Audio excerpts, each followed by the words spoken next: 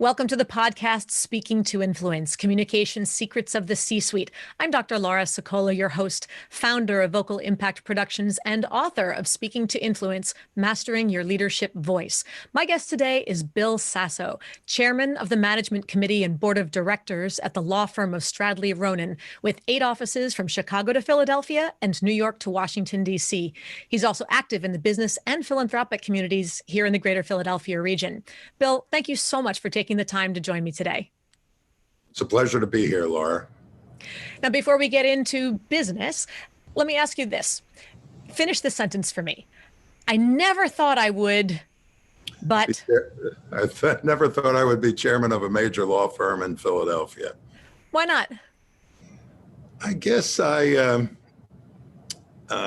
I was in law school, my aim was to join a good law firm, which I did, an excellent law firm, and hopefully one day to become a partner in that law firm, which I did accomplish. But I never thought I would become chairman of the firm until I actually got involved in the firm governance, and then I had some hopes and some expectations. But up until that time, which was the mid-'90s, I just never thought of myself as a firm chairman. I just wanted to be a good lawyer. It's funny, as they say, life's what happens when you're busy making other plans, right? Right, exactly. So now in this role as chairman, who do you need to influence? I suppose at the highest level, I need to influence my board. I try and do everything from a governance standpoint by achieving consensus among the board and among the leadership of the firm, including our practice group leaders and our department chairs. And they're the people that are most important to the firm. They're the leadership of the firm. I'm glad that we're the type of firm where we have many, many leaders in all different areas. And to the extent I can influence them and achieve concessions in major decisions that impact the firm, then I consider my stint as chairman to be successful. So it sounds like there's an awful lot of what others might refer to as managing up involved in this influence. I would describe it more as managing down, influencing the people at the top and getting them to get the rest of the folks on board. We have a lot of meetings of department chairs, practice group leaders, and I think it's important for everyone to feel that they're an important part of the enterprise. Sure. Culture begins at the top, doesn't it? It does. It does, absolutely. Then in doing so, what is the biggest communication challenge that you or the organization overall are facing today? Well, today it's obviously the pandemic that we're all facing. We're working remotely, and I think that takes a lot off of the ability to communicate with people. If you have to pick up the phone and call them or arrange for a Zoom call, as opposed to just walking down the hall or stopping in someone's office, we don't have that luxury anymore, and it impacts both the governance of the firm and your relationship with the lawyers in the firm. And it especially impacts your relationship with your clients. So that's the major impact in a negative way on communication today.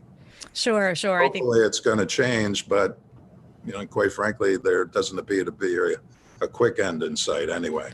Right. Agreed. Then in order to achieve the heights that you've achieved, in order to get to that chairman's role, what specific communication skills did you have to develop? In my case, I think I had to develop the skill of listening. I think it's important for people to know that they have a voice, that it's not just you dictating to them, it's you being interested in their opinion. To the extent it's a group of individuals building consensus within the group. I always like to listen before I express my own opinion and react to the people I'm communicating with. I like to think I don't try and dominate the conversation. That's just not my style. I think it's important for every leader to just sit back and listen. You can learn a lot. And I certainly have in my years of chairmanship of the firm. And was there a bit of a learning curve in that? I think I learned pretty quickly because I had great mentors. It's important to have excellent mentors. And Andy Young, who I consider to be the true founder of the firm of Stradley Ronon, Stevens and Young, was somebody that he didn't teach me that. I just observed him in action, and very much appreciated the way he conducted meetings. And then I served under Clark Hodson when he was chairman. I was part of the 3-person management team for 5 years with Clark. And Clark was always the type of person that wanted to hear your opinion first. And I learned a lot from Clark. He was a terrific mentor.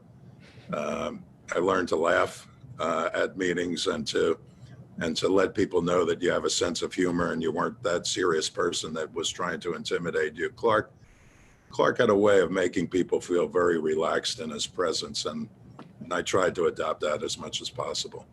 Was there a moment you can think of, or a meeting, an experience where you just sat back and thought, wow, that was effective, where you really just took note of the way he handled a situation, either one of them?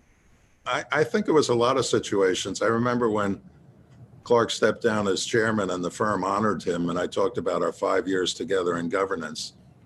I said that I could never remember a crossword that the 3 of us expressed to one another. Wow. And I think that was largely because of Clark's presence. And you had to know the man. He was a big guy and he had a big booming laugh. And as I said at that particular point in time, I never remember us having an argument. I never remember raised voices. But somehow or another, it seemed like every meeting ended with him telling a funny story or finding humor in something at the firm and just leaving us with that big booming laugh of his. And that made all the difference in the world. Absolutely. Absolutely. Humor can diffuse an awful lot of tension, not to make light of something necessarily, but understanding where the well-placed. No. When there were serious subjects to be discussed, we discussed them, but always in a collaborative way. And that was his influence. And, your point about just being able, where there was never a crossword among the 3 of you, I'm sure there were heated discussions, debates, arguments, all that, but to keep it civil, to keep you can attack the other person's argument or idea, but not attack the other person.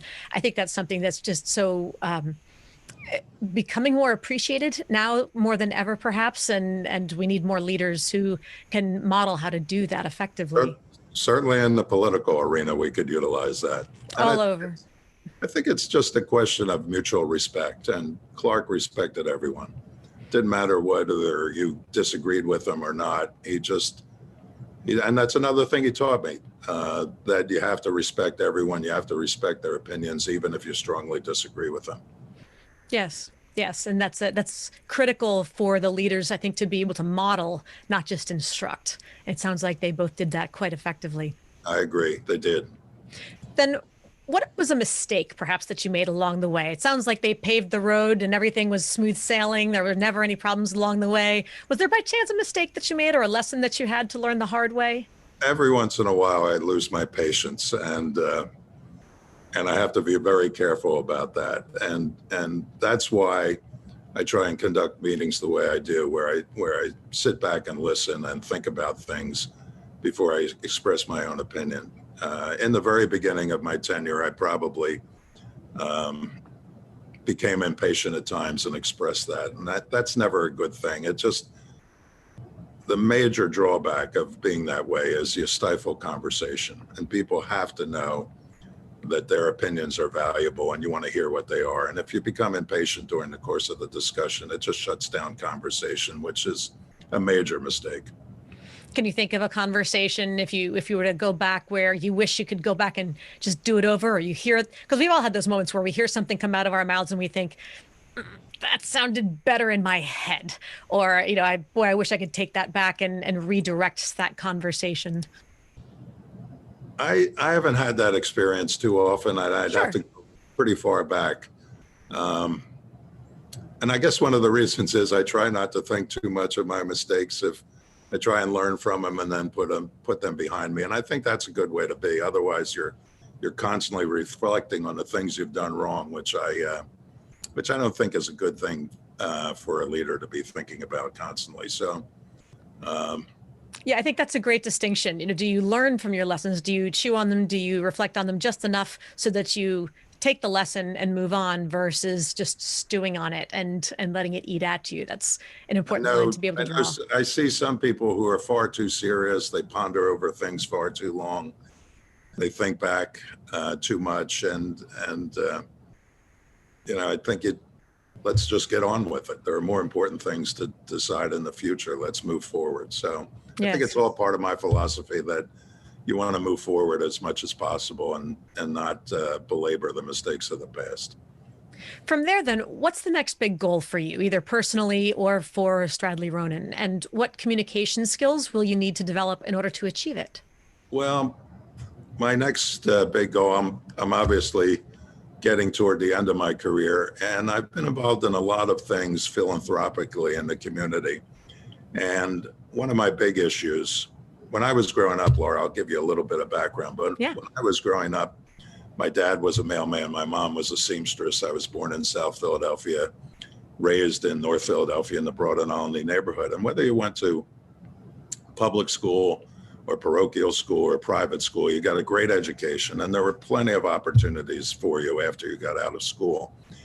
And my dad, who influenced me tremendously, made it clear that he had 4 sons. He couldn't afford to pay for their college, but we were smart enough to figure out how to pay for college and graduate school. And as long as we did well and took advantage of those educational opportunities, we were going to do extremely well.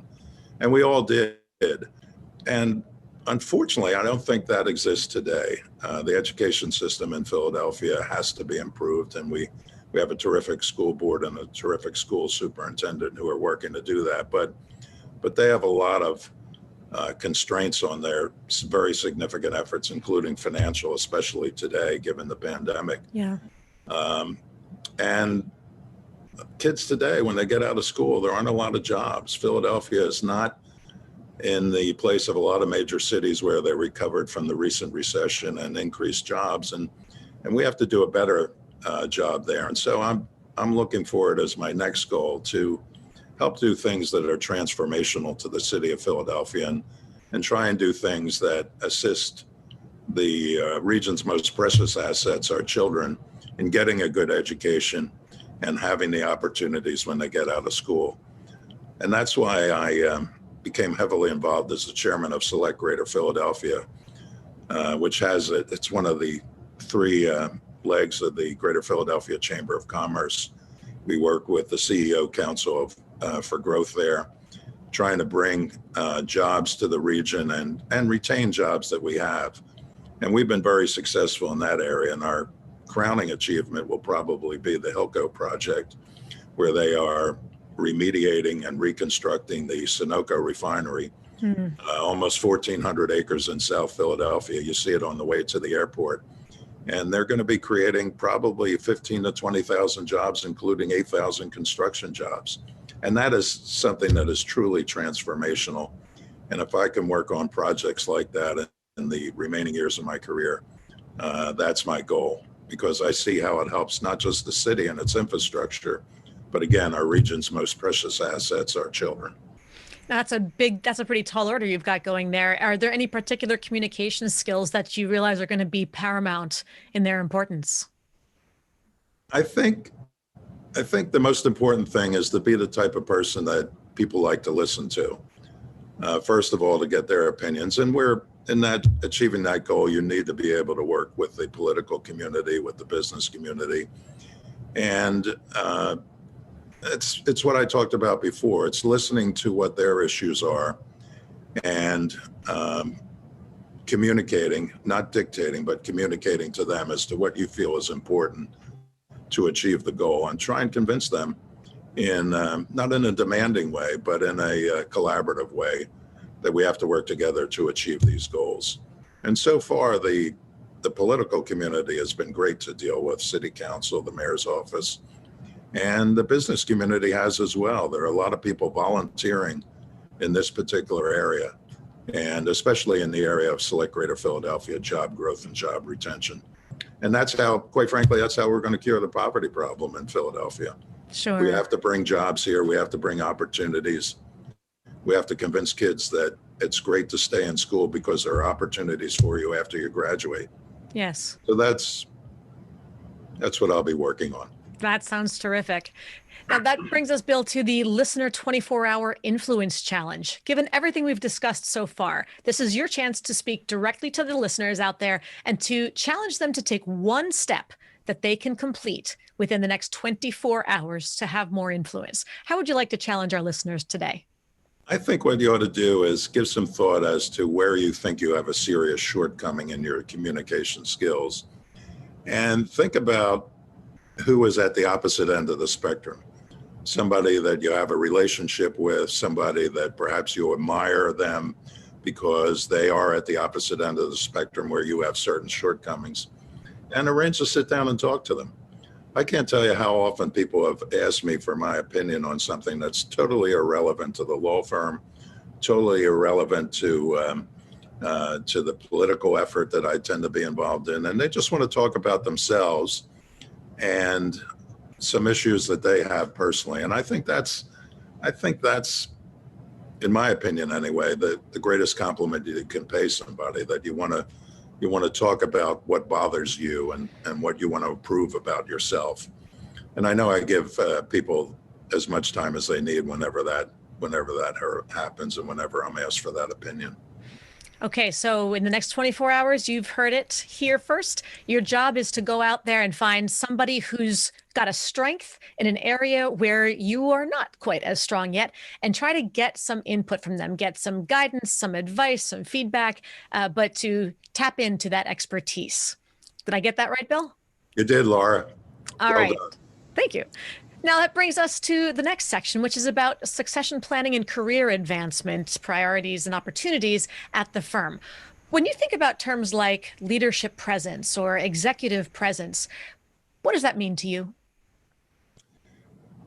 Leadership presence, to me, the most important aspect of that is knowing how to build consensus among your peers. I think that's the most critically important thing, especially in a law firm, because lawyers tend to be individuals with strong opinions, and you have to be willing to let them express their opinions, even though you may disagree with them, and then try and build some consensus around what's good for the firm. And that's what I look for as far as succession planning. Unfortunately, we've been blessed with a lot of good leaders in all areas: practice group leaders, department chairs, board members. Sure. So the transition in our firm, I think it's already occurred, given the fact that we share the leadership role among all the people who have expressed an interest and who are good at doing it. So when you're looking at those high potential employees or other associates who you're looking at for potential partnership or board, other roles involved, what are the three most important communication skills you look for? Now, you mentioned consensus building as one. Are there two others? Just having the ability to listen and to not let your ego get in the way. Just because you have an opinion, it may not necessarily be the right one, and you should think about those other opinions before you strongly endorse your own. So I think just giving consideration to others. On the flip side of that coin, is there a red flag, something that could be a career derailer or would otherwise stop you from hiring or promoting somebody? Well, like I said, lawyers tend to have strong egos, and sometimes they go overboard. So it's pretty easy to spot the egotistical ones. Fortunately, we don't have any at Stradley Ronon, but I've experienced quite a bit of that. So we talked earlier on about managing up and how your job as chairman is more about managing down. So tell me about a time when someone pitched something to you as they're managing up and the pitch just failed miserably for you. So what should they have done differently? Well, the one that I can think of is a partner of mine who came in to talk about restructuring his department. And it was pretty obvious that it was a restructuring that was built around him, and his argument was all about him. And his fellow partners weren't giving him a leadership role, and he was trying to somehow get that leadership role at the political level as opposed to winning it. And I just was very disappointed I liked the individual, and I was just very disappointed in his attempt at doing that, especially since he was trying to use me to get it done. Mm. So what would have been a better approach to what would have been a pitch that would have sounded more something that you could get behind? I would have preferred actually if he came in and talked to me about what I thought his shortcomings were and why he wasn't being acknowledged as a leader. Mm. And to just have a very honest face-to-face discussion about that. And hopefully, well, I think anyway, I could have given him some suggestions for his own personal improvement. But, and I wound up at a later point in time, even though he didn't ask for it, giving him my opinion as to how he could improve his relationship with his fellow partners. And it worked a little bit, but I don't think he agreed with me. Certainly didn't agree with me 100%, but I think I did have an impact on him. I think it's hard to accept the notion that that humility and vulnerability in being able to ask for feedback and being able to say, where am I lacking something? Help me get better at this. For a lot of people, it's hard to see that as a strength as opposed to as a weakness in leadership. And I think it really is. I agree. I agree. All right, well, this brings us to the speed round. This is the final section of the interview, and these are topics that regularly arise in my training and coaching with other clients, where people tend to think of them as black and white, either or concepts, where we usually realize that they're not. And they also tend to lament that they feel like they're the only people who struggle with these challenges. So we want them to know that, well, you may have been born perfect. More than likely, you've also worked on things along the way, right? We all have things that we're trying to get better at, and that they're ultimately not alone. So quickly, in a single word or phrase, I'll ask you where you stand on each of these issues, and then I'll ask you for a little bit of follow-up to share some insight to help them get better from there. So first, public speaking. Love it or hate it? I enjoy public speaking. I guess I would even go so far as to say I love it. I just enjoy doing that. I've had a lot of experience doing it. I've never felt intimidated. And I know the one time when do you want me to comment on Sure, this? go. Yep.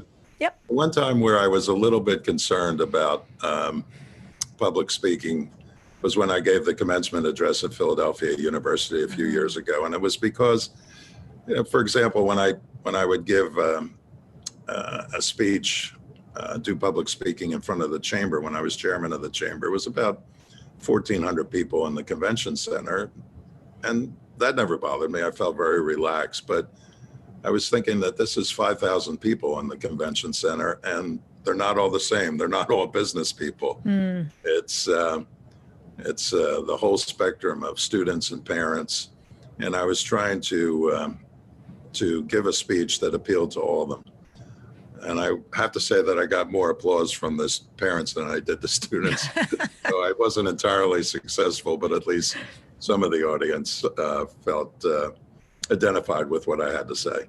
So what's a tip then, recognizing that this is a very new audience, right? And I think this is something most people can relate to, that they're comfortable speaking to whoever their usual group is, whether it's their team or their peers or a certain select group of clients. But when they have to step out of that comfort zone and talk to a new group, somebody that they're not as familiar with, that's where the butterflies often start to kick in. So knowing that this was a new group for you, what's something that you did to help yourself focus and feel more confident and comfortable?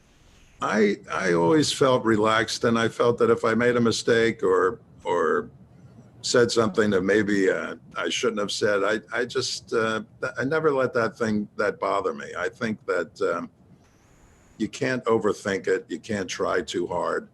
Just be yourself. You're being asked to speak because of who you are. So just be yourself. Don't try too hard. Don't try and be somebody you're not. Don't try and interject humor if you're, that's not a part of who you are. In fact, if there's one thing I observe in others doing public speaking is when they try too hard and try and interject humor, and it just doesn't come off.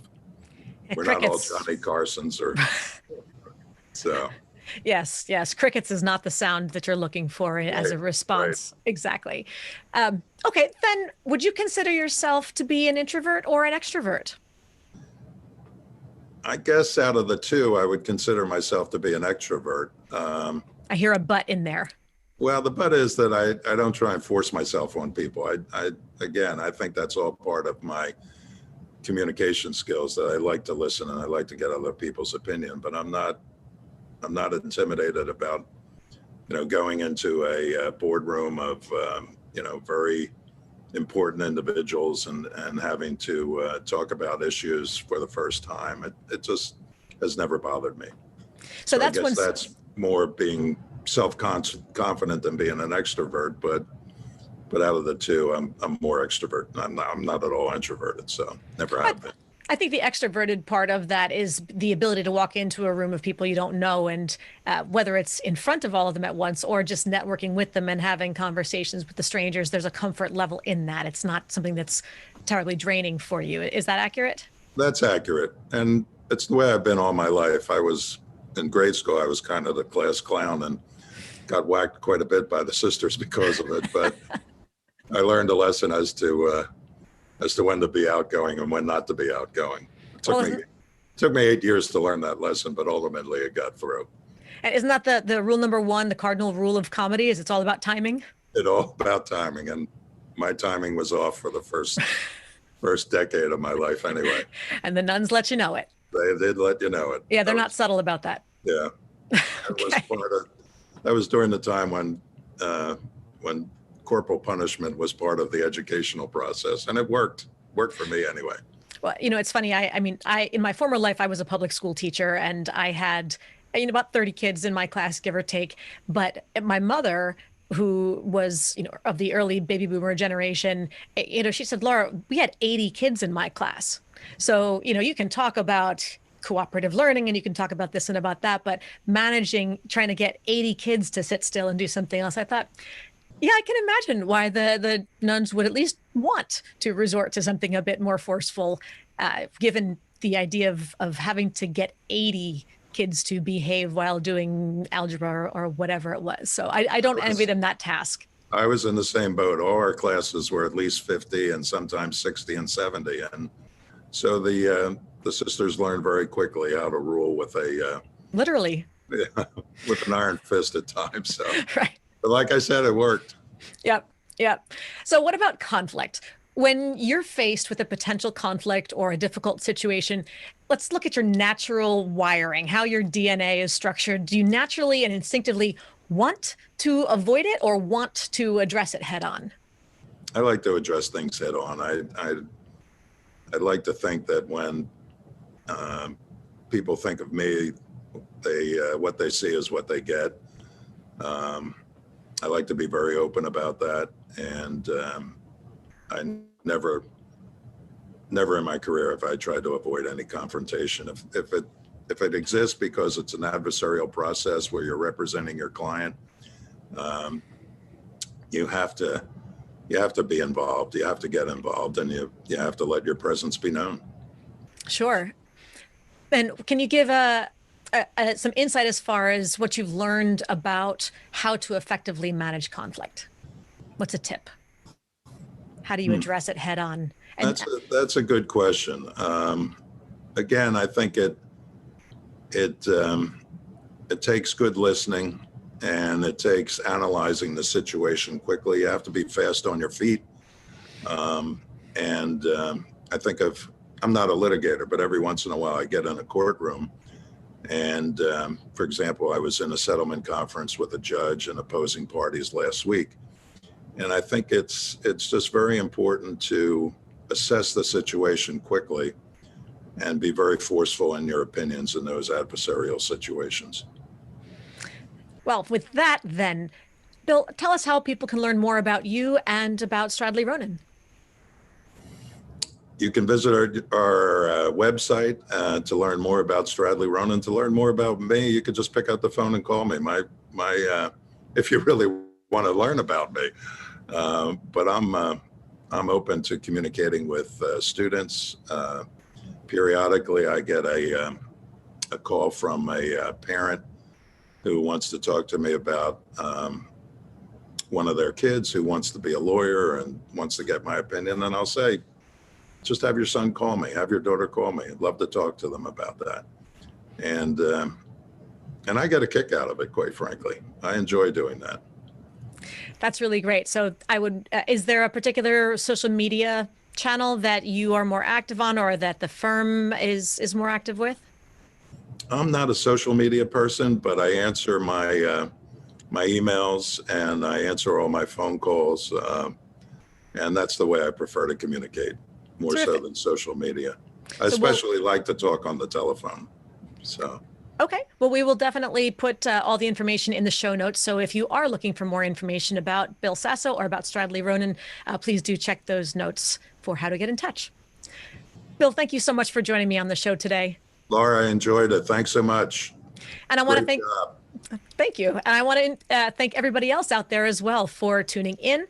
Remember to subscribe so that you never miss an episode if you haven't done so yet. And of course, tune in and be sure to give Bill a 5-star rating on iTunes so that we can help get even more people increase their confidence, presence, and influence. And finally, if you want to download my quick start guide to mastering the 3 C's, which is command the room, connect with the audience, and close the deal, go to speakingtoinfluence.com. I'm Dr. Laura Sicola, and you're listening to Speaking to Influence, Communication Secrets of the C-Suite. Hi, everyone. This is Dr. Laura Sicola, and I want to sincerely thank you for listening to the Speaking to Influence podcast. If you love listening to these episodes as much as I love bringing them to you, be sure to subscribe so you never miss an episode. And please go to iTunes right now to rate and review our podcast in order to help us expand our reach so even more people can master the 3 C's to command the room, connect with the audience, and close the deal.